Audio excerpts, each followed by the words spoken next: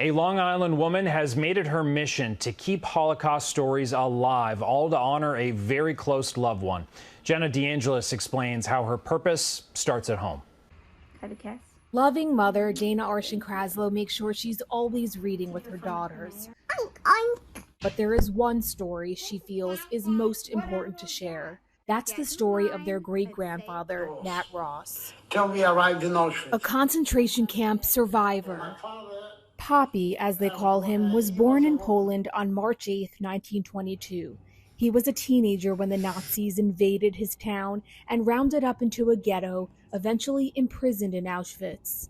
5 of his siblings and both his parents were among the millions of Jews brutally murdered in the Holocaust. As Dana says, the number on his arm, a permanent reminder of his suffering. They lost their identity and their names once they got to these Nazi camps, and they became numbers. In recent years, he would actually show everyone his tattoo because he was proud of surviving and of the family he built, and he wanted to make sure that his story was never forgotten. Dana made it her mission to keep his story and other Holocaust survivor stories alive.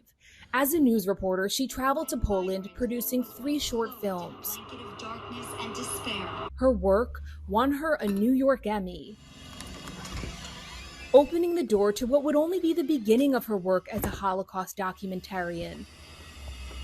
A demographic study on Jewish Holocaust survivors reveals about 245,000 are still living around the world, but the median age is 86 years old. Time is precious. Dana knows that, but she's driven to tell these stories. Her passion and her promise to her Poppy is what brought her here. To the Holocaust Memorial and Tolerance Center of Nassau County. Dana is its first ever storyteller. She interviews survivors. This story is on a Holocaust survivor named Mirei Taub.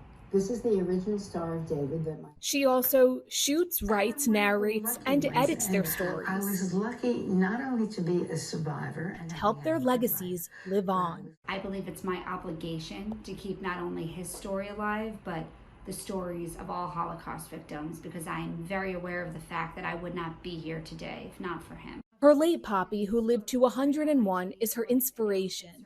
And by sharing his story, one day, he will be her daughter's too. Jenna DeAngelis, CBS News, New York. Good night.